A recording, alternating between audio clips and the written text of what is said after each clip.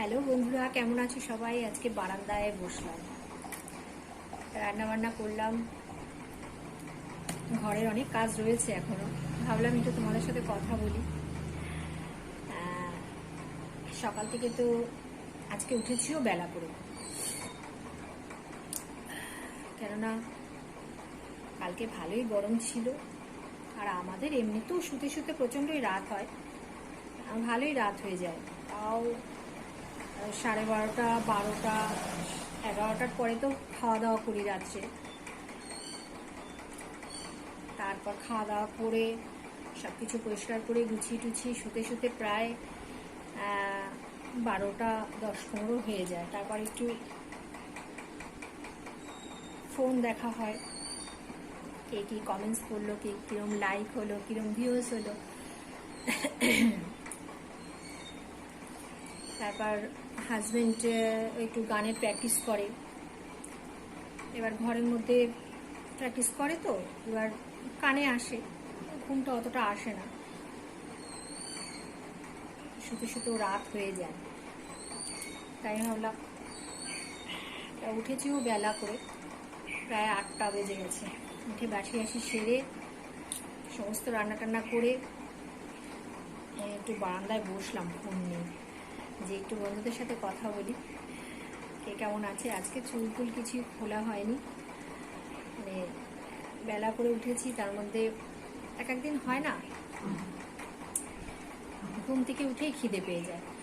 ছেলেরও খিদে পেয়ে গেছে, ছেলের বাবারও খিদে পেয়ে গেছে। তা আমি তাড়াতাড়ি করে চাটা খেয়ে রান্না বসিয়ে দিয়েছি। রান্না ভাত বসালাম, ভাতের মধ্যেই একটা করলা ছিল, ওটা দিলাম, একটা আলু দিলাম,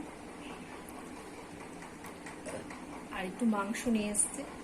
আর আমাদের সোমবারটাও নিরামিষ খাই আমরা, সেইটা করা হলো।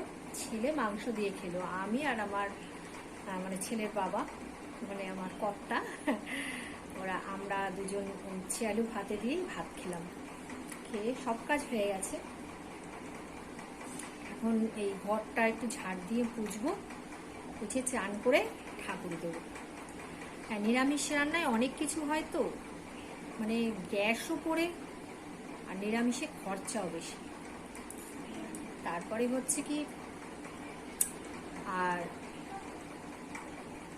আঁশ খাবারে কি হয়, খরচা কম। আজকেই বলছিল ছেলের বাবা যে কালকে কত কিছু রান্না হয়েছে, মুগের ডাল হয়েছে লাউ দিয়ে, পনির হয়েছে, উচ্ছে আলু ভাজা হয়েছে, আবার এতটুকু মতো লাউ ছিল, সেটা আবার আমি একটু ঘন্ট করলাম, রাখলেই নষ্ট হয়ে যায়। আর আমার ঘরে প্রচণ্ড ইঁদুর, কিছু রেখে সারা যায় না, যতই পরিষ্কার রাখি ইঁদুর হয় প্রচণ্ড। তা এত কিছু কালকে রান্না হয়েছে, আর আজকে শুধু একটু মাংস। মাংস হলে তো আর কিছু চাই না, ছেলেরও লাগে না, ছেলের বাবারও লাগে না। মাংস হয়েছে, আর একটু উচ্ছে আলু ভাতে দিয়ে খেয়েছি আমরা, এতটুকু মতো রয়েছে। আর একটু আমের চাটনি করেছি, যেহেতু গাছে আম রয়েছে। এই এখন কটা বাজে? 12টা বাজে, 12টা বাজে, ব্যাস রান্নাঘরের কাজটা কমপ্লিট হয়ে গেছে, মাজা ধোয়া মোছা সব। আজকে ওরা বাড়িতেই আছে, কিন্তু ছেলের প্রচণ্ড লেখা রয়েছে, লেখার খুব চাপ রয়েছে, ও বেরোয়নি কোথাও, লেখাগুলো করছে। আর ছেলের বাবা খেয়েটে একটু বাগানের দিকে গেল। এই তো হচ্ছে ব্যাপার। আর আমার দেখো, এই যে খরগোশ, ওই দেখো,